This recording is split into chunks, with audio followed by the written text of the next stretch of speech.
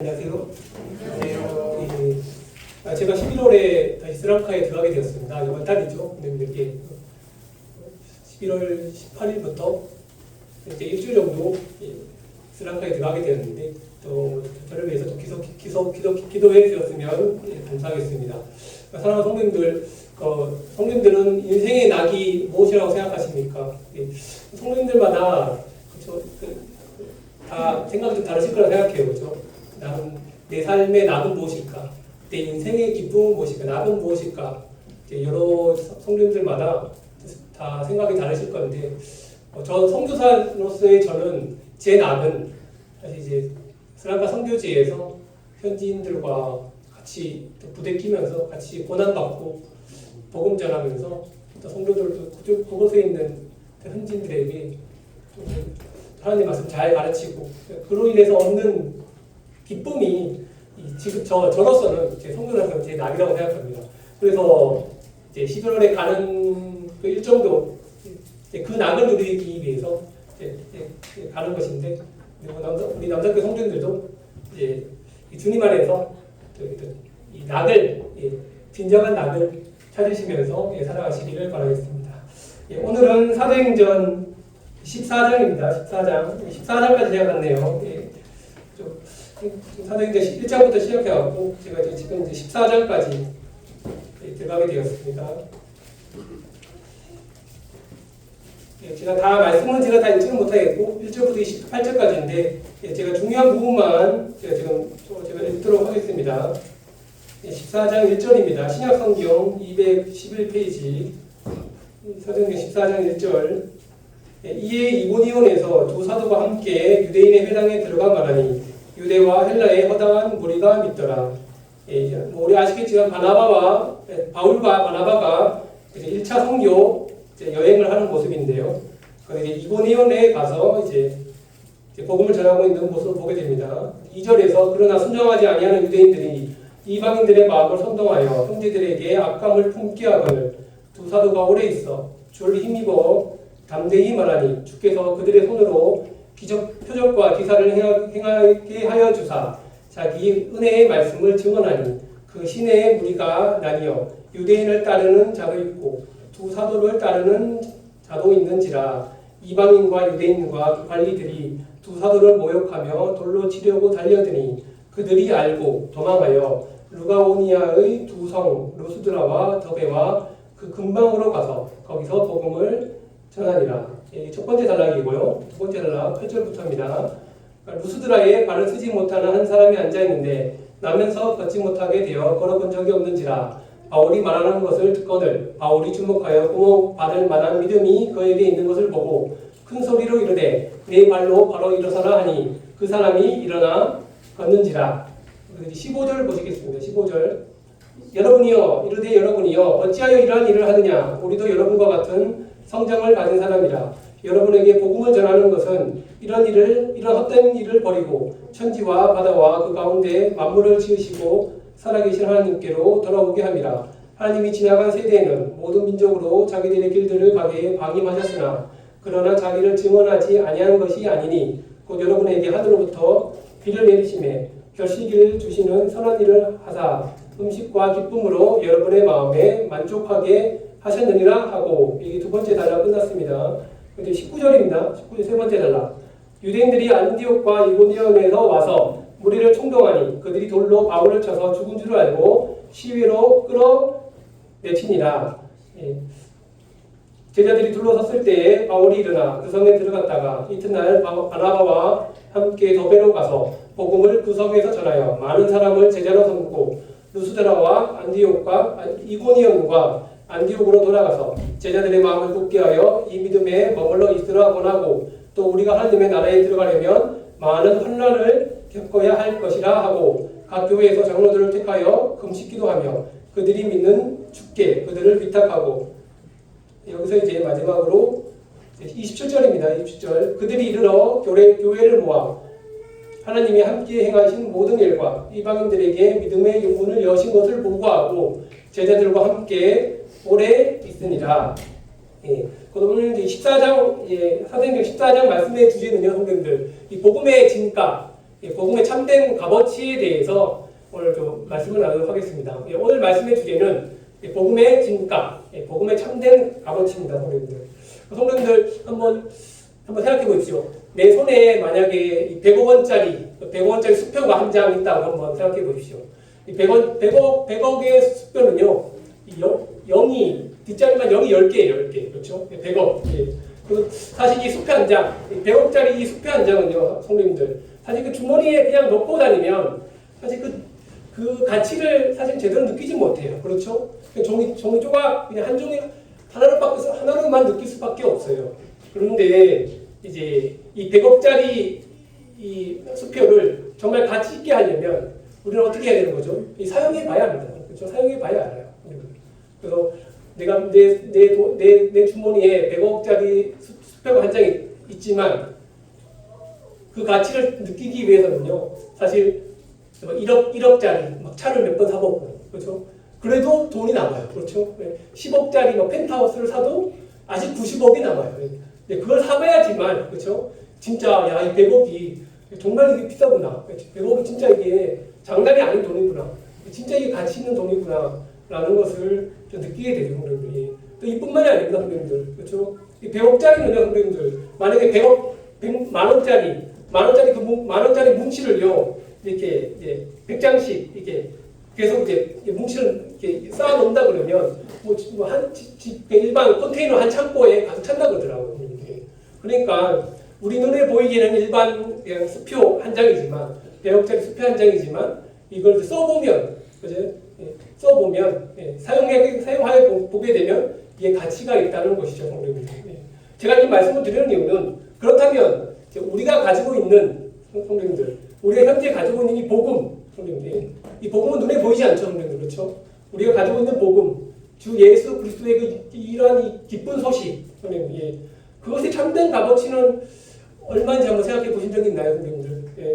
그래서 우리는 이 예수 그리스도의 이 복음에 대해서, 이 복음의 가치에 대해서 아마 깊게 생각해 보지는 않았을 것이에요, 성도님들. 아마 생각해 보셨겠죠. 뭐 그냥 귀하지 뭐, 아니 뭐 중하지 뭐, 그렇죠? 뭐 라는 이런 지식적인 막연함을 통해서 우리 주 예수 그리스도의 복음에 대해서 아마 그렇게 생각했던 것 같아요, 성도님들. 하지만 오늘 이 시간에 우리는 주 예수 그리스도의 이 복음의 가치에 대해서 정말 우리가 깊이 있게 좀 묵상할 필요가 있는 것 같아요.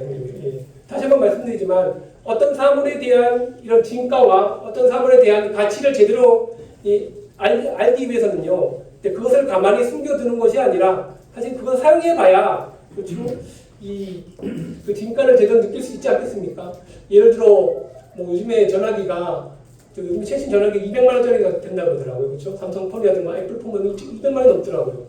이 작은 기계 하나가 200만 원이 되는데 사실 성도님들, 우리는 되게 이 기계가 되게 비싸다고 생각을 하지만, 근데 이제 이 기계를 파는 사람의 입장에서는요, 오히려 그렇게 말을 해요.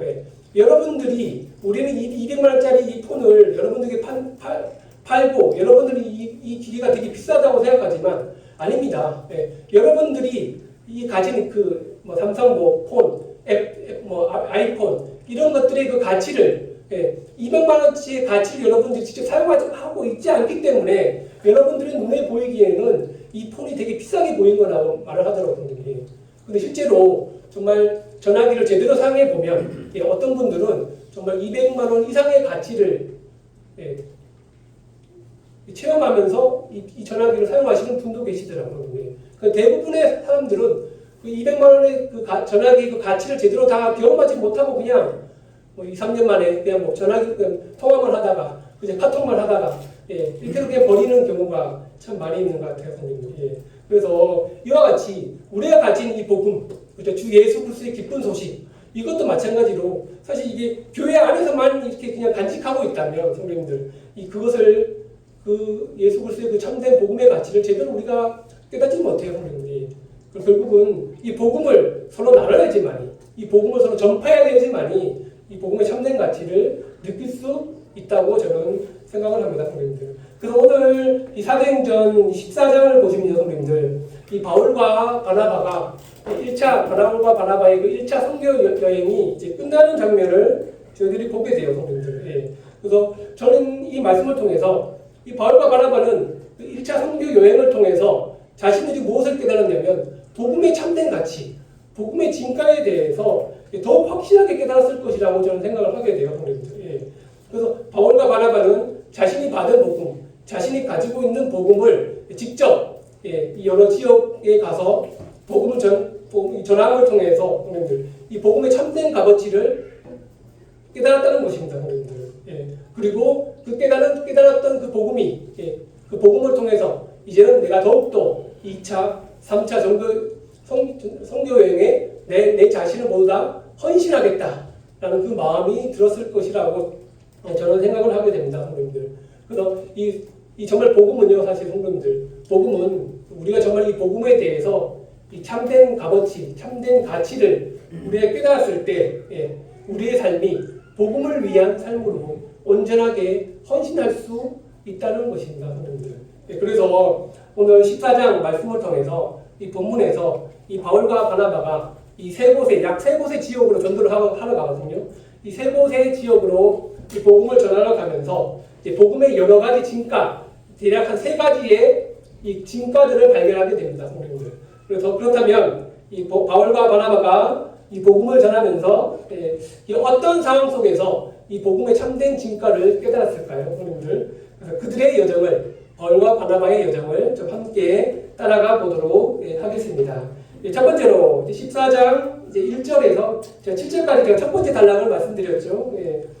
첫 번째로 복음의 첫 번째 참된 진가, 복음의 바울과 바나바가 깨달은 복음의 참된 첫 번째 진가는 성도님들, 복음은요, 무엇이 옳고 무엇이 그른지를 정확하게 분별해 주는 그런 진가가 있다는 것입니다, 성도님들.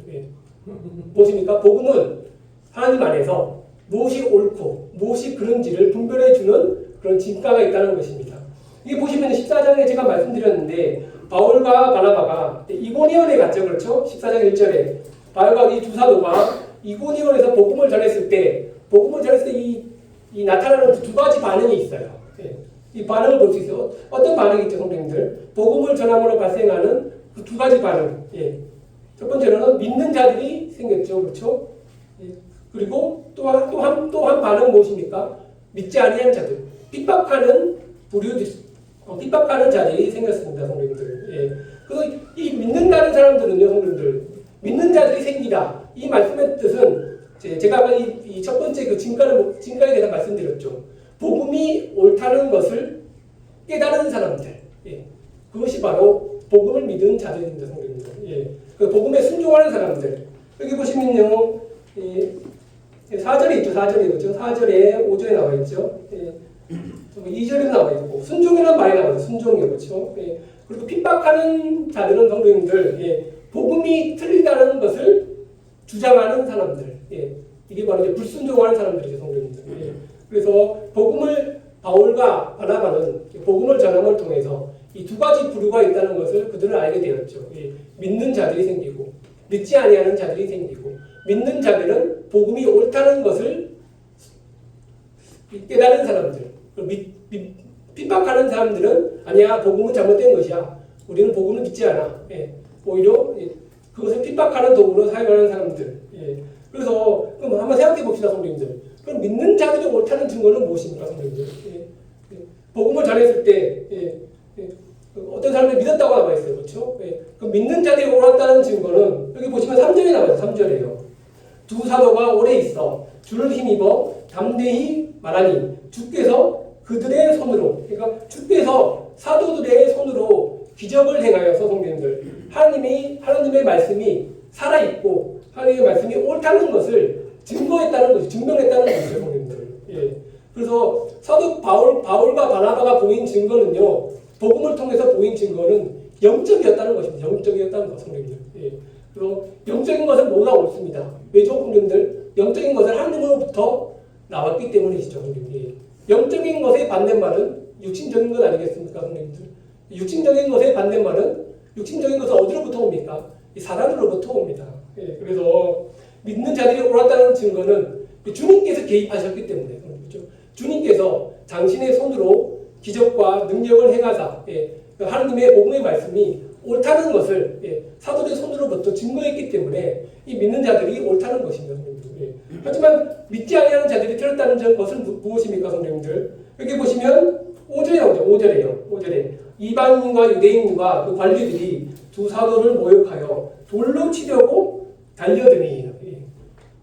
그러니까 믿지 아니하는 사람들을 틀렸다는 증거는 폭력적이었습니다. 그렇죠? 그리고 이성적이지 못했죠.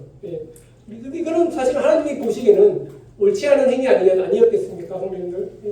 그래서 이거는 육신의 정욕이 지배한 이런 반응들이었어요. 그래서 여기서 보시면 그래서 이와 같이 성도님들 복음은요, 성도님들 우리의 영혼을 구원할 뿐만 아니라 이런 거룩한 분리를 우리에게 가지고 왔다는 것입니다. 영적인 분리 그리고 육체적인 분리 또한 믿는 자와의 분리, 믿는 자와 믿지 않는 자와의 이 분리 성도님들 성도님만 생각해 보십시오. 믿지 않는 자와 믿는 자와 믿지 아니하는 자의 그런 다름이 무엇입니까, 성도님들? 우리는 믿습니다. 그렇죠? 우리는 복음을 믿어요. 우리는 주 예수 그리스도를 믿습니다. 하지만 어떤 사람들은 주 예수 그리스도를 믿지 않습니다. 이것은 완전히 달라요, 성도님들. 이건 성경에서는요, 이건 완전히 달라요. 이것이 무슨 차이가 있겠습니까, 성도님들? 혹시 이것은 차별이라고 생각하지 마십시오. 만약에 우리는 믿는 사람들이야. 우리는 믿지 않는 사람들보다 더 우월해. 우리는 믿지 않는 사람들이 가지고 있는 것들을 우리는 많이 가지고 있어. 그렇다고 우리가 믿지 아니하는 사람들과 더 우월합니까? 그렇지는 않습니다, 성도님들. 이건 차별을 의미하는 것이 아닙니다, 성도님들. 이것은 다르다는 것이거든요, 성도님들. 생각해 보십시오. 우리는 예전에 믿지 아니하는 사람들이었습니다. 그렇죠? 우리는 예전에 복음을 믿지 아니하는 사람들이었습니다. 그러나 지금은 우리가 우리 주 예수 그리스도의 복음을 믿는 자들이 되었습니다. 이것이 무슨 차이가 있을까요, 성도님들? 한번 심각하게 생각해 보신 적 있으십니까, 성도님들?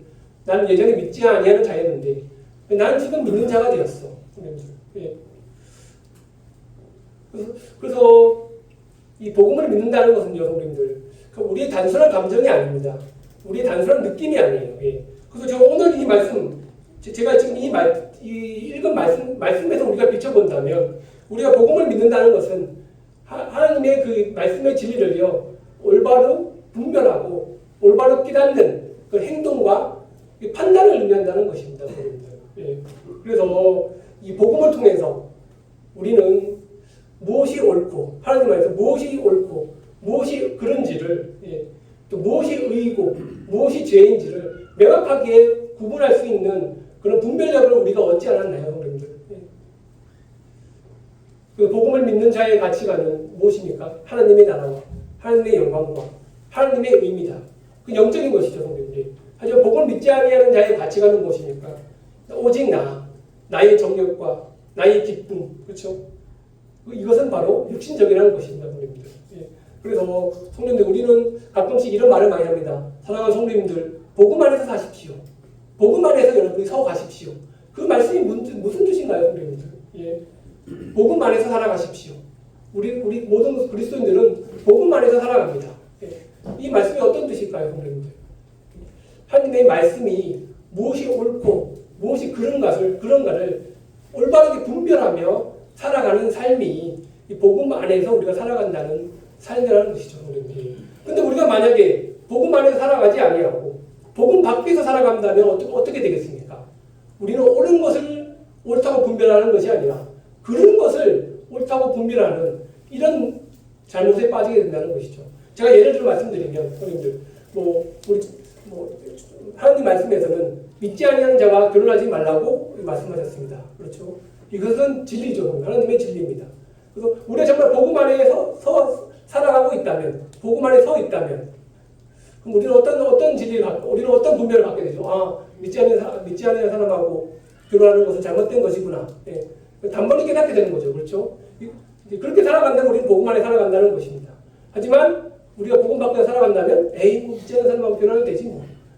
나는 징계만 받고 다시 회복하면 되지 이렇게 된다는 것이죠, 성도님들.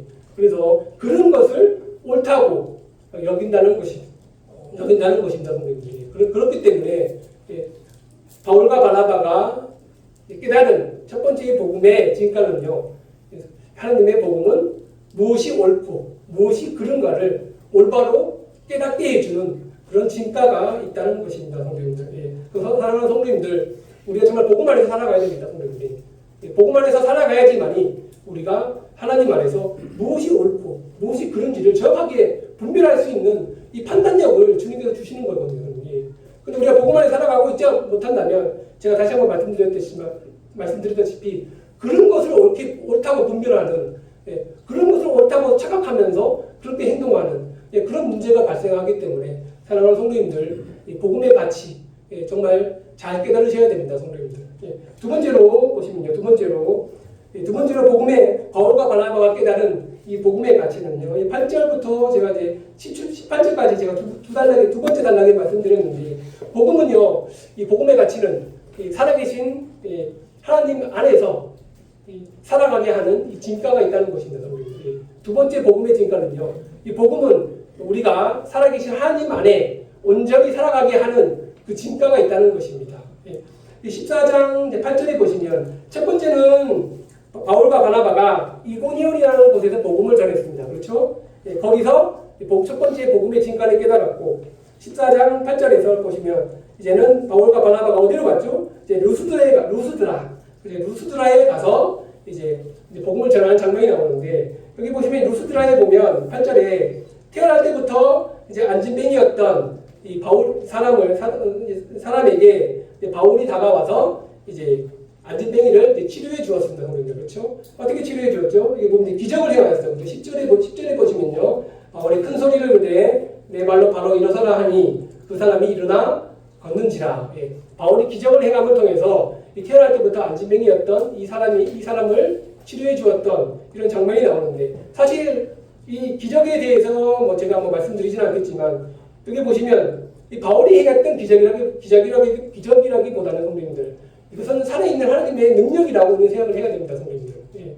그렇죠? 그래서 이 일을 통해서 바울이 한 일을 통해서 어떤 일이 일어났죠, 성도님들. 예. 그것을 본 이 루스드라 지역 사람들이 바울과 바나바를 어떻게 여겼죠? 자신들이 섬기는 신들이라 생각하고. 예. 그렇죠? 여기 보면 11절에 그렇죠? 예. 신들이 사람의 형상으로 우리 가운데 내려오셨다 하여 바나바는 제우스라 하고 바울은 그중에 말하는 자이므로 헤르메스라 하더라 나오죠. 그렇죠? 예. 그래서 자신들이 섬기는 신들이라 생각하고 바나바와 바울에게 제사를 드리려고 했던 이런 장면이 나옵니다. 성도님들이. 그래서 이 루스드라 사람들이 섬겼던 그 신들에 대해서 우리가 좀 살펴본다면 제가 간단하게 말씀드리면 그 당시 이 루스드라 사람들이 섬겼던 신들은 그리스 로마 그 문화가 그 로마 제국을 지배했던 그 시대였기 때문에 그들은 그리스 로마 신들을 숭배하고 있었어요, 성도님들. 예. 그래서 우리 주일학교 아이들 중에 이 그리스 로마 신화 그 책들을 좋아하는 애들이 많이 있어요. 좀 많이 보는 것 같아요. 예. 그래서 이 그리스 로마 신들의 특징은요, 성도님들. 예. 사람에게 관심이 없어요. 저도 그리스 로마 신들 그 책자를 만화책을 몇 번 많이 봤는데 보면 이 많은 신들이 있지만 이런 그리스 로마 신들은 사람에게 전혀 관심이 없어요. 예. 자신들 중심적이에요. 예. 자신들만의 이야기만 신들의 이야기만 이렇게 늘어놓고 앉아 있어요. 예. 그리고 신들끼리 속이고 신들끼리 싸우고 그렇죠. 신들끼리 전쟁하고 때로는 신들끼리 막 서로 질투하고 사랑을 나누고 그렇죠. 우리 잘 아시겠지만 큐피드의 화살 아시죠? 큐피드의 화살 그렇죠. 그런 유명한 노래 가사도 있고 노래 제목도 있고 유명한 말인데 큐피드의 화살을 맞으면 사랑에 빠진다. 그렇죠. 비너스의 아들인 이게 큐피드라는 그 신이 있는데 그 신이 쏜 화살이 맞으면 사람은 사랑에 빠진다. 그런 일이 있는데 결국 성님들 이 그리스 로마의 신은 결과적으로 말씀드리면 이 사람들과 영적인 관계를 맺는 것에는 정말 관심이 없어요. 아무런 관심이 없어요. 예. 그래서 그리스 로마 신들의 이야기는 성경적으로 봐서는 허망하고 죽은 이야기와 다름이 없는 것이죠, 성경입니다. 예. 그래서 바나바는 그렇죠? 자신들이 막 제우스라 그러고 그렇죠? 여기 허메 그렇죠? 이런 그리스 로마의 신들이라고 부르는 자신들에 대해서 안 됩니다. 우리에 대해서 그런 신들이라고 부르지 마십시오. 우린 여러분들에게 정말 살아계신 하나님이 누구인지에 대해서 난 여러분들에게 지금 복음을 전하기를 원합니다. 라고 해서 지금 이 루스드라 사람들에게 이 참된 살아계시고 참된 영생을 가진 분이 참된 하나님이 누구인지에 대해서 이 복음을 전했다는 것이죠. 예. 그 중에서도 이제 기적을 통한 복음을 전했다는 것입니다, 성도님들. 예. 그래서 한번 생각해 보십시오.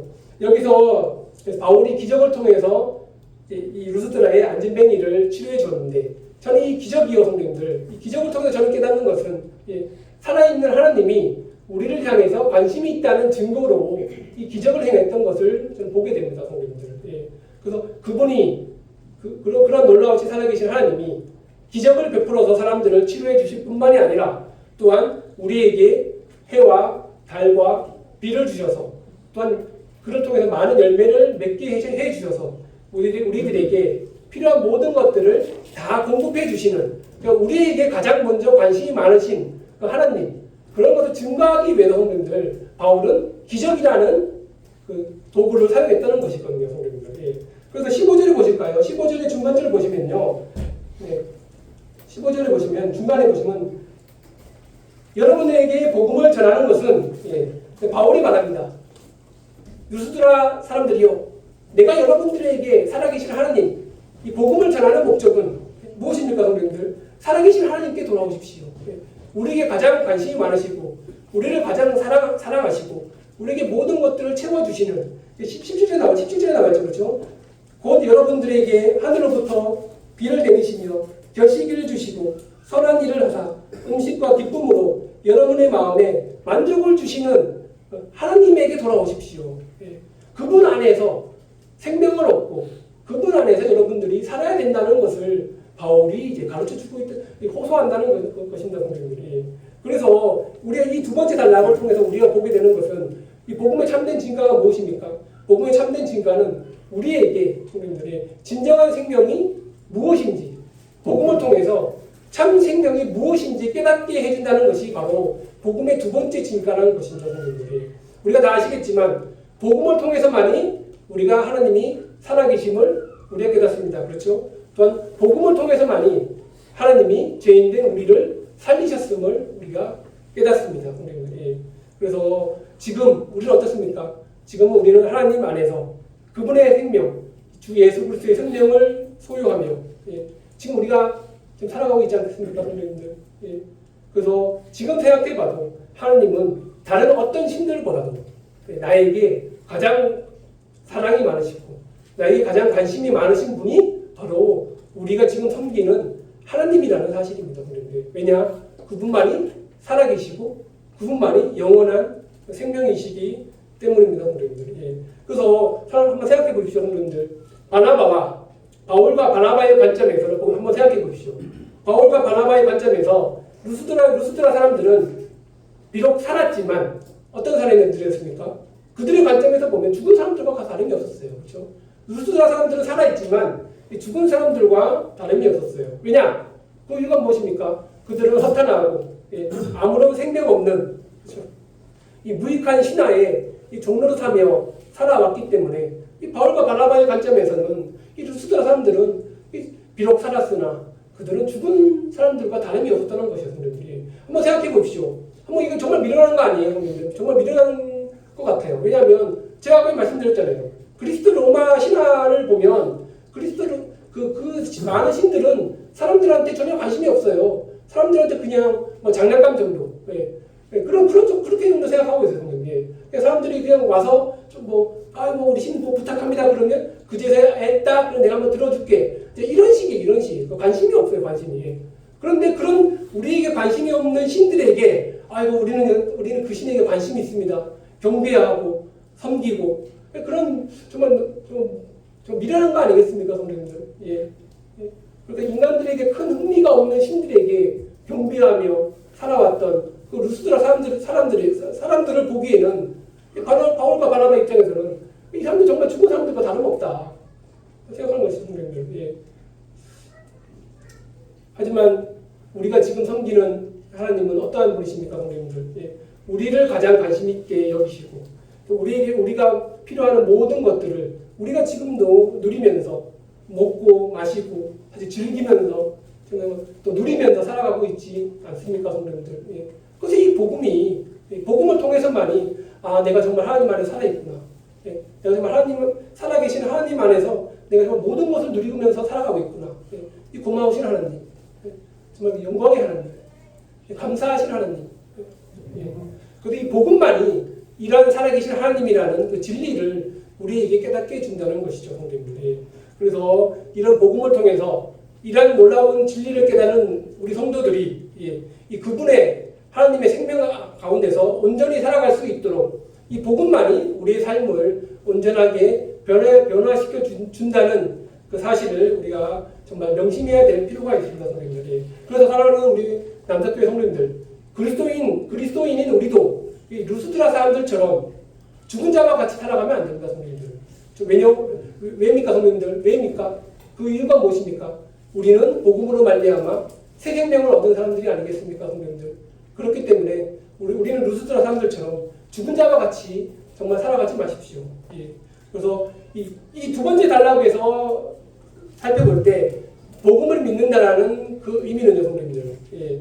그래서 하나님의 생명이 내 안에서 움직이고 있음을 내 입술과 행동으로 증거하는 것이 바로 복음을 믿는다는 그런 의미라고 생각을 합니다, 성도님들. 예. 그래서 한번 생각해 보십시오. 이 많은 그리스도인들이 예, 좀 실족하는 좀 이유가 있죠, 그렇죠? 예, 믿는다고 하는 많은 그리스도인들이 갑자기 교회를 안 나오고 세상을 떠나가고 있습니다, 성도님들이. 그 이유가 무엇일까요, 성도님들? 그 이유가 예, 때로는 뭐 세상 근심, 그렇죠? 세상적인 근심으로 인해서 아니면 세상을 더 사랑해서 세상을 떠나가는 사람도 있고, 예, 또 교회 안에서 또 성도들과 뭐 다툼을 통해서 또 주님을 떠나가는 분들도 있고, 예, 또 개인적인 문제로 인해서 또 실족하는 분들도 계십니다. 이유에 어쨌든지 간에 무조건 저희들은 회복을 해야 됩니다, 성도님들. 예. 하지만 이것보다 더 큰 이유는 저는 그렇게 생각합니다. 이것보다 더 큰 이유는 예, 복음의 진가를 깨닫지 못해서 그래요, 성도님들. 예. 우리 안에 있는, 우리가 지금 가지고 있는 이 복음의 참된 진가를, 참된 가치를 깨닫고 있지 못하기 때문에 많은 그리스도인들이 실족하고 세상으로 떠나가고 있는 것이 아니겠습니까, 성도님들. 예. 내 안에 계신 하나님이, 예, 내 안에 살아계신 하나님이 이 복음을 통해서 예, 함께 역사하심에도 불구하고 복음을 통해서 나를 인도하시고 지금도 나의 모든 필요를 공급해 주시고 채워주심에도 불구하고 내가 지금 그걸 못 느끼고 있는 거예요. 예. 복음의 참된 가치를 깨닫고 있기 때문에 이 살아계신 하나님보다 사실은 죽어가고 있는 세상과 그렇죠? 더 사랑하고 있지 않겠습니까, 성도님들? 예. 다시 한번 말씀드리지만 세상은 지금 죽었습니다. 그렇죠? 세상은 죽어가고 있어요. 예. 그렇기 때문에 세상에는 소망이 없습니다. 예. 그런데 우리는 소망 없는 이 세상을 사랑하니, 죽어가고 있는 이 세상을 사랑하니, 성도님들. 예. 나의 영혼도 죽거나 병들어 버리는 것은 아니겠습니까, 성도님들. 예. 그래서 사랑하는 성도님들, 우리가 주 안에서 살아가고 있다는 증거, 예. 내가 주님 안에서 살아있다는 증거를 우리는 어떻게 밖으로 보여드릴 수 있겠습니까? 예. 우리의 거룩한 삶과 간증으로 우리가 나타내 보일 때 우리 안에 있는 이 복음의 진가가 더욱더 성도님들 찬란하고 빛나게 예. 환하게 드러나게 될 것입니다, 성도님들. 예. 다시 한번 두 번째 이 복음의 진가가 무엇입니까? 복음은 우리가 하나님 안에서 살아가게 하는 참된 하나님 안에서 살아가게 하는 그 가치, 진가가 있다는 것입니다. 세 번째로 보실까요? 세 번째로 19절입니다. 19절. 세 번째로 복음의 참된 가치. 세 번째 바울과 바나바가 깨달은 세 번째 이 복음의 세 번째 그 진가는 성도님들. 복음은요 고난을 통해서 그 진가가 더욱 더 드러난다는 것입니다, 성도님들. 제가 뭐 주랍가이들이 있는데 뭐 수수께끼를 한번 내어드리자면 뭐 쉬운데요, 성도님들. 맞아야만 더 잘 사는 물건이 있죠, 그렇죠? 두드려 맞아야 더 잘 사는 물건이 무엇입니까? 수수께끼 두드려 맞아야 더 잘 사는 물건. 팽이, 그죠? 팽이죠, 팽이. 두드려야 합니다. 그냥 두드려 맞아야 됩니다. 예. 팽이는 두드려 맞아야 더 잘 돌아갑니다, 성도님들. 예. 그래서 제가 이 말씀드리는요, 복음은요, 이 팽이와 같아요, 팽이 성도님들. 복음은 이 팽이와 같아요. 두드려 맞아야지만이 더욱더 빛이 드러나는 게 이 복음이라는 것입니다. 복음 성도님들. 예. 그러니까 제가 첫 번째 같이 두 번째까지의 그 복음의 진가에 대해서 말씀드렸는데, 예. 제가 뭐라고 말씀드렸죠? 복음은 우리가 직접 복음 안에서 우리가 직접 살아갈 때, 성도님들, 이 복음의 진가를 우리가 더욱더 알 수 있다고 제가 말씀드렸어요. 예를 들어 우리가 직접 전도해보고 우리가 직접 복음에 대해서 가르침을 해보고 또 우리가 직접 복음 안에서 거룩한 삶을 살아가게 될 때 또 그럴 때 우리는 이제 복음의 진가에 대해서 우리가 깨달을 수 있다는 것이죠. 우리 남사교회에서 청년들이 2월에 이제 스리랑카로 좀 이제 가기 위해서 조금 이제 기도를 하고 있습니다. 오늘도 이제 1차 회의가 있는데, 저는 이제 이렇게 생각했습니다. 이 남사교회 청년들이 이번에 처음 복음 이제 스리랑카 선교제를 가게 되는데, 제가 이제 프로그램을 짜면서 제가 계획하고 싶었던 것은 그냥 우리 청년들이 스리랑카에 가서 그냥 적극적이 아니라 그냥 선교사가 시키는 대로 그냥 왔다가 그냥 교회만 둘러보고 가는 것이 아니라 저는 우리 청년들이 직접 선교사가 되어라. 일주일간 우리 청년들이 남사교회 청년들이 직접 스리랑카 선교사가 되어라는 이제 마음으로 프로그램들을 많이 준비했어요. 그 프로그램 중에 하나가 이제 우리 청년들이 직접 스리랑카에 가서 복음을 전하는 그런 프로그램을 준비했는데요. 좀 부담스러워하는 청년도 있겠지만 그거 안 하면 스리랑카 못 갑니다. 그래서 그거 꼭 해야 됩니다. 그래서 왜냐하면 제가 그것을 준비하는 목적은 이렇게 여러분들이 직접 오토바이를 타고 여러분들이 직접 어려운 환경을 직접 체험하면서 복음을 전해봐야 되지만이 큰 고난은 아니겠지만 제가 더 큰 고난보다는 못하겠지만 그래도 한국에서 접하지 못했던 그런 환경과 그런 어려움을 감내하면서 선교지에 가서 복음을 전하고 그랬을 때 저는 그렇게 생각해요. 진짜 내가 그동안 깨달았던 복음의 가치가 이렇게 소중했구나, 이렇게 귀했구나라는 것을 깨닫게 하기 위해서 저는 이제 이런 프로그램을 좀 준비했거든요. 그래서 청년들이 그래서 이런 직접 복음을 전함을 통해서 이 복음의 가치를 직접 깨닫게 하는 목적으로 제가 이렇게 프로그램을 준비했습니다. 선생님들이. 그래서 제가 말씀드린 것은 더 나아가서 이제는 우리가 복음 안에서 우리가 고난을 받을 때 성도님들 그 진가가 더욱더 드러날 수 있다는 것입니다. 제가 이 말씀을 드린 이유는 제가 다시 한번 말씀드렸듯이 우리가 남사교회에서 주님을 계속 섬기고 주님을 이제 성도들을 섬기고 교회를 섬기는 것도 되게 귀한 일이지만 근데 이제 고난에 대해서 우리는 사실 경험해 보지 못한 경우가 너무 많아요. 그렇죠? 특별히 육신의 고난, 복음을 전해서 겪는 육신의 고난에 대해서 우리 청년들은 사실 경험해 보기가 너무 어려워요. 그렇죠? 그래서 이 평안할 때는 몰라요. 그렇죠? 남사교회에서 평안하게 주님을 섬길 때는 복음을 통해서 고난을 통해서 내가 복음의 가치가 얼마나 귀한지에 대해서 사실 몸소 체험할 수 있는 그런 기회가 거의 없어요. 그렇죠? 그렇기 때문에 평안할 때는 이 복음의 가치에 대해서 잘 몰라요. 고난을 받을 때만이 우리가 정말 이 복음의 가치에 대해서 귀하게 생각할 수 있다는 것입니다.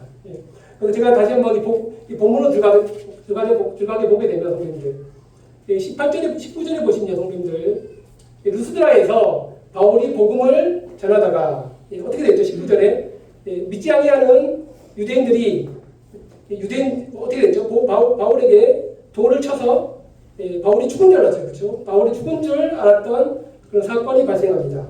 하지만 그는 어떻게 되었죠? 다시 일어나서 복음을 어디로 갔죠? 더베로 가서 바나바와 함께 복음을 전하는 장면이 나옵니다. 성도님들. 저는 이 말씀을 우리가 좀 자세히 한번 조금 묵상해 봤으면 좋겠어요. 성도님들. 그래서 중요한 것은 바울이 돌에 맞아서 죽은 줄 알았습니다. 그럼에도 불구하고 바울은 다시 하나님의 은혜로 다시 살아나서 어떻게 되었죠? 더베로 가서 여전히 바나바와 함께 열심히 복음을 전했습니다. 성도님들, 우리가 만약에 바울의 상황이었더라면 우리는 어떻게 했겠습니까, 성도님들? 돌에 맞고 죽을 뻔한 고비가 있었습니다. 그렇죠? 겨우 목숨을 건졌어요. 두렵지 않겠어요, 성도님들?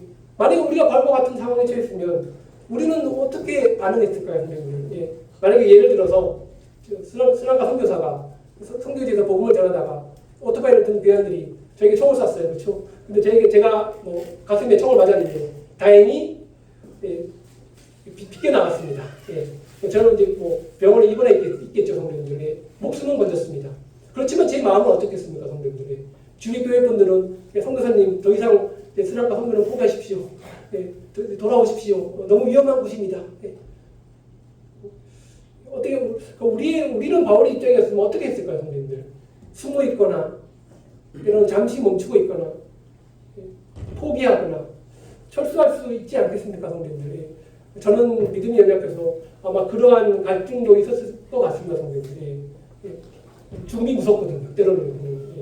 하지만 바울은 어떻게 됐습니까, 성도님들? 바울은 그 방법을 택한 것이 아니라 오히려 고난을 당할 때마다 더욱더 담대하게 복음을 전파하는 그쪽을 택했다는 것이죠, 성도님들. 마치 두들겨 맞아야 사는 팽이처럼 바울은 그 방법을 택했다는 것입니다, 성도님들. 여기 손을 놓으시고 골로새서 1장 보실까요? 골로새서 1장 24절 신약성경 325페이지입니다.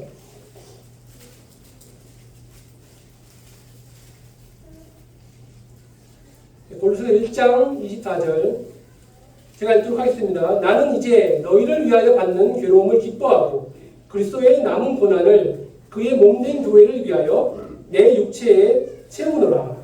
여기서 중요한 말씀은 그리스도를 위해 받는 고난을 내 육체에 채우노라. 바울이 그동안 복음을 전하면서 자기가 깨달았던 이 복음에 대한 가치는 성도님들, 내 몸은 복음을 위해 드리는 영광의 제물이라는 사실을 사도 바울은 깨달았다는 것이에요, 성도님들. 그래서 바울이 깨달은 복음의 진가는요, 성도님들, 복음의 가치가 더욱더 확실하게 드러나기 위해서 바울은 어떤 고백을 하였습니까? 나는 날마다 죽노라. 이 날마다 죽노라. 이 죽노라는 말은 우리는 쉽게 이거 절망과 두려움의 고백이 아니라 성도님들, 바울에게 있어서는요, 확신과 소망에 찬 고백이었어요, 성도님들. 그래서 복음을 위하여 내가 죽을지라도 나의 죽음을 통해서 복음이 더욱더 이 세상에 밝게 드러난다면 나는 몇 번이라도 죽을 각오가 되어 있다. 나는 몇 번이라도 죽을 수 있다. 이 고백이 바로 그리스도를 위하여 받는 고난을 내 육체에 채우노라. 그리고 나는 날마다 복음을 위하여 주님을 위하여 나는 날마다 죽노라.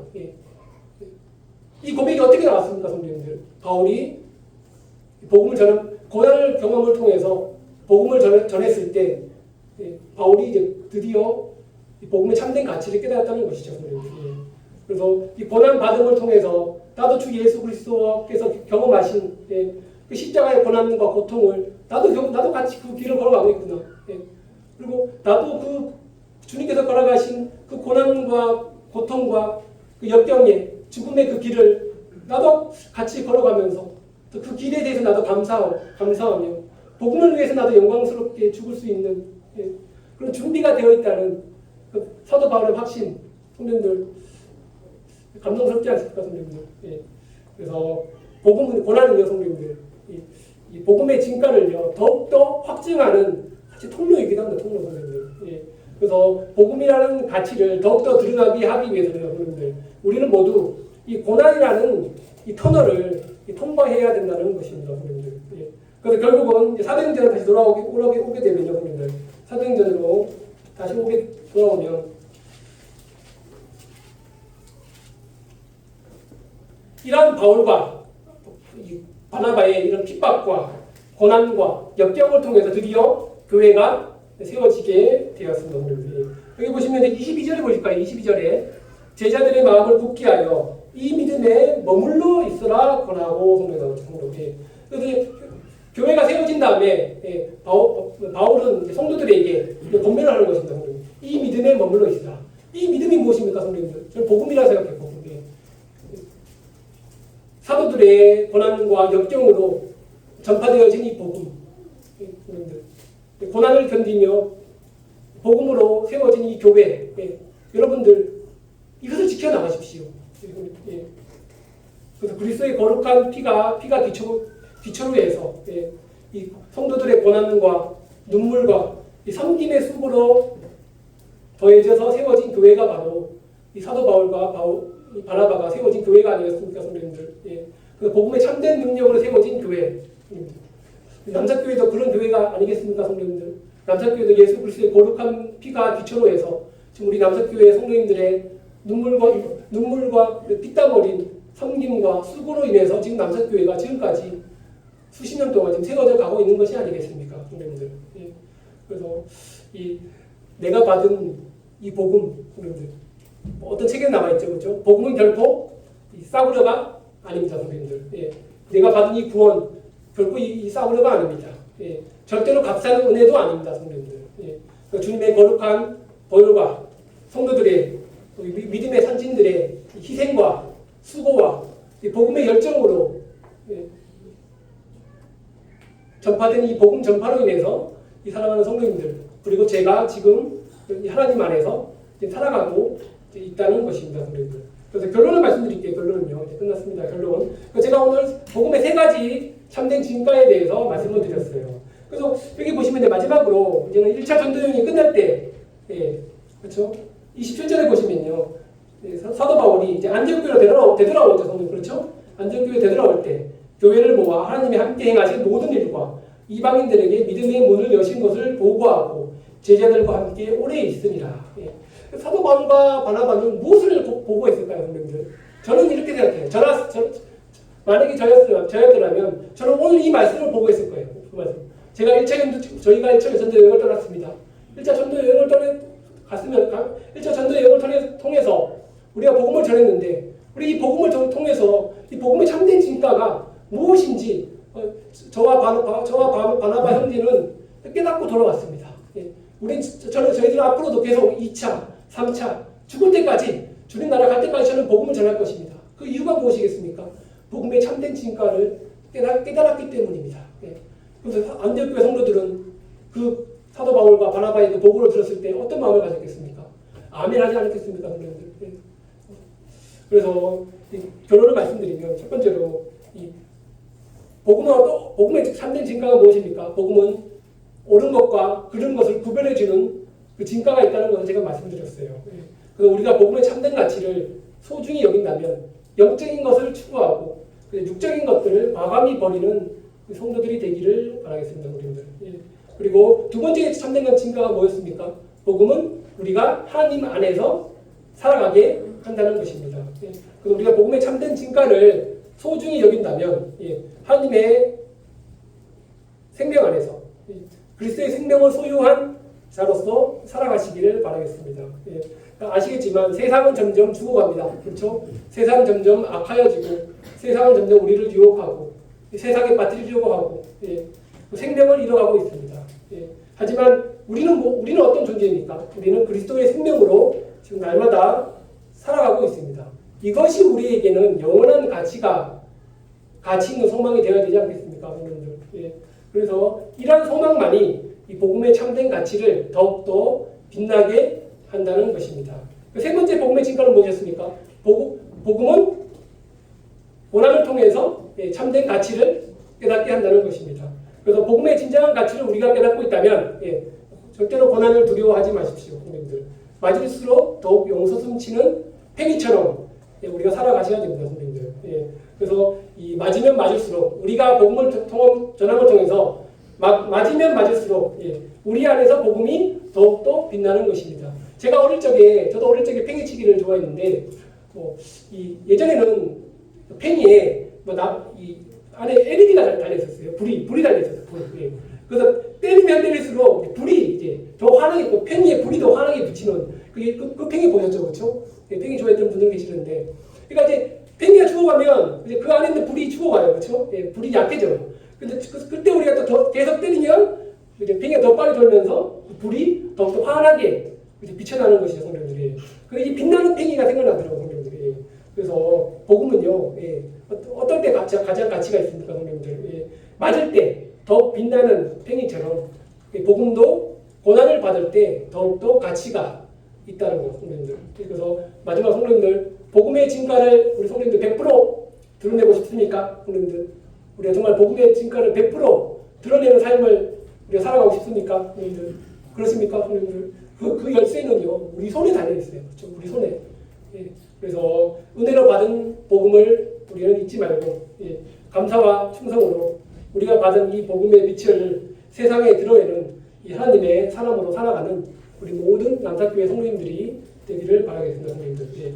마지막으로 내 안에 계신 그리스도, 그분이 바로 복음의 진가이십니다. 네, 말씀을 끝내고 기도하고 마치도록 하겠습니다.